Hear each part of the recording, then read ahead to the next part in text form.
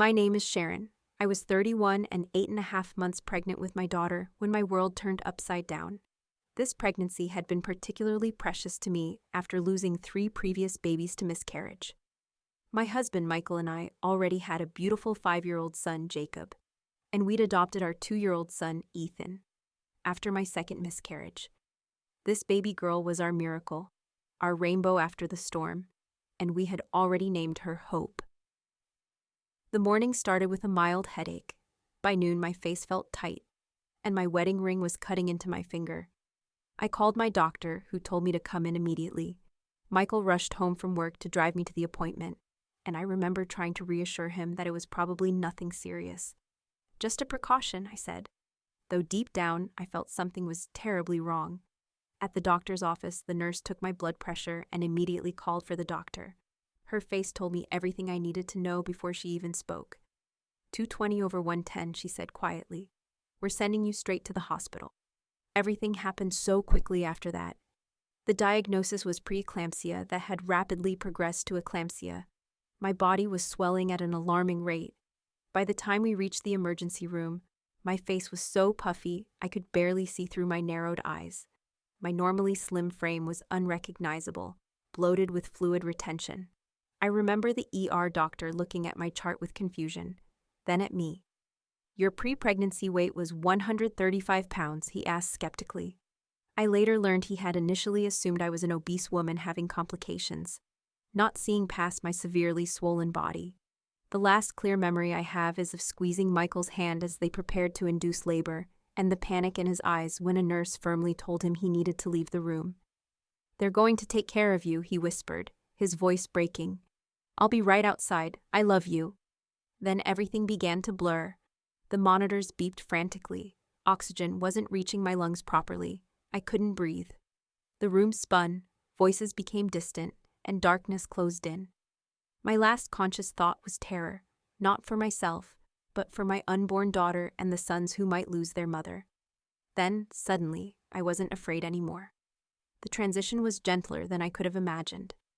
One moment I was struggling for breath, my body in crisis, and the next I was elsewhere. Not in another place exactly, but in another state of being. I was still in the hospital room, but my perspective had changed. I could see my body on the bed, surrounded by medical staff, working with urgent precision. A doctor was intubating me while a nurse prepared emergency medications. Another was monitoring my vitals, calling out numbers that didn't sound good. A fourth was preparing for an emergency C-section, but I felt completely at peace watching this scene unfold. The fear that had gripped me moments before had vanished completely. In its place was a serene clarity I had never experienced before. I realized I was observing everything from somewhere near the ceiling. I wasn't floating exactly, physical terms don't quite apply, but I had a panoramic view of the entire room. More remarkably, I could hear and understand everything being said, including medical terminology that should have been foreign to me. We're losing her, said one doctor, his forehead beaded with sweat. BP's dropping, O2 sats critical. We need to get this baby out now. I should have been terrified hearing those words, but I wasn't. From this new vantage point, I understood everything with perfect clarity. I knew what each medication they were administering was meant to do. I comprehended why my body was failing and what they were doing to try to save both me and my baby. Even more extraordinary was my sudden awareness of each person in that room, beyond their medical roles. I could somehow perceive the intricate web of relationships and emotions connecting everyone present. The young resident who was anxious about his performance, but driven by genuine compassion. The veteran nurse who had lost her own mother to preeclampsia. The anesthesiologist who had argued with his wife that morning, but was now focused with laser-like precision on keeping me stable. I knew these things without being told, without any prior knowledge. It wasn't mind-reading in any conventional sense. Rather, it was as if all barriers between souls had temporarily dissolved, leaving only truth and understanding in their place. And then something shifted again. The hospital room remained visible, but it was no longer the only reality I perceived. A light began to gather at the periphery of my awareness, not a physical light that enters through the eyes, but a kind of illumination that seemed to originate from everywhere and nowhere at once. This light was unlike anything I had ever experienced. It was brilliantly radiant but didn't hurt to perceive. It was warm but not hot, bright but not blinding. Most of all, it conveyed an overwhelming sense of love, pure, unconditional, and all-encompassing.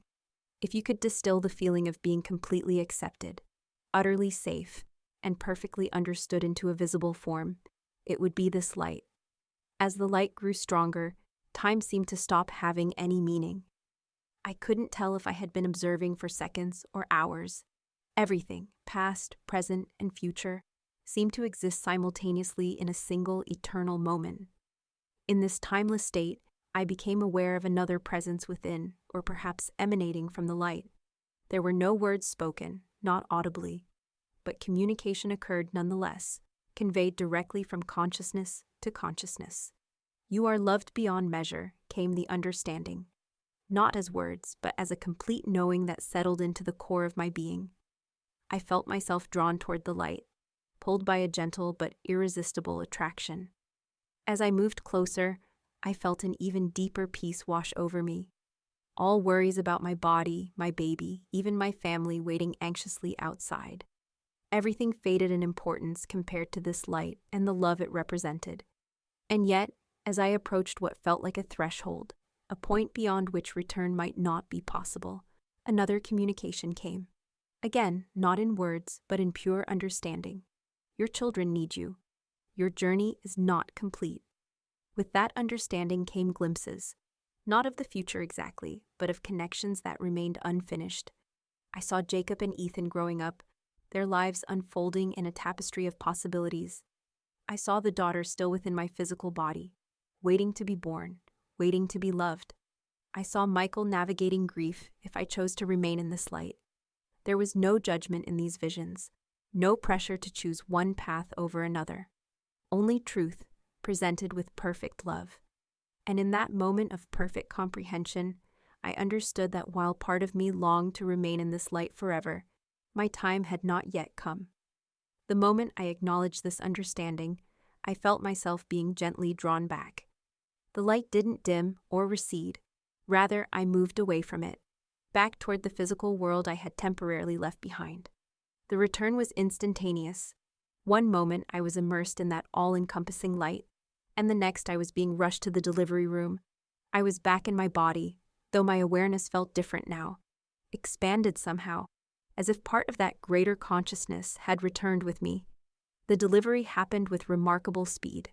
Hope was born small but healthy, a miracle considering the circumstances. I was stabilized, though my recovery would take weeks. In the recovery room, I felt an overwhelming need to hold on to the experience I'd just had. I asked for my Bible, not out of religious obligation, but because I desperately wanted something to anchor me to that spiritual connection I had felt. When the recovery nurse refused, saying I needed to rest, I laughed softly. "You don't understand," I told her. "I've just experienced a rest more complete than sleep could ever provide." She looked at me with the kind patience reserved for patients who might be confused from medication. "Well, you've been through quite an ordeal," she said. "They lost you for a little while there." "I wasn't lost," I replied quietly. For the first time in my life, I knew exactly where I was. Her expression told me she didn't understand. And how could she? How could anyone comprehend what I had experienced, unless they had experienced it themselves? In the days that followed, I struggled to find words to describe what had happened to me. Michael listened patiently, his face a mixture of relief that I had survived and confusion about my changed perspective. A well-meaning friend sent books about near-death experiences, but even those accounts, similar as they were to mine, couldn't capture the full reality of what I had felt. The truth is, our language isn't designed to describe experiences that transcend our physical reality. How do you explain colors to someone who has never seen? How do you describe music to someone who has never heard? Some experiences can only be understood by living them. What I can say is that the experience changed me. The awareness I gained during those moments outside my body never fully left me. I developed a sensitivity to the emotional states of others that I had never had before. It's been 15 years since that day in the hospital. Hope is now a teenager, Jacob is in college, and Ethan is finishing high school. I've told this story very few times over the years, not because I'm afraid people won't believe me, though skepticism is certainly common, but because the experience feels too sacred, too personal to share casually. And yet, I feel compelled to share it now, because what I learned in those moments beyond life might bring comfort to others. What I learned is this: we are more than our physical bodies. The connections between us run deeper than we can perceive in our everyday consciousness.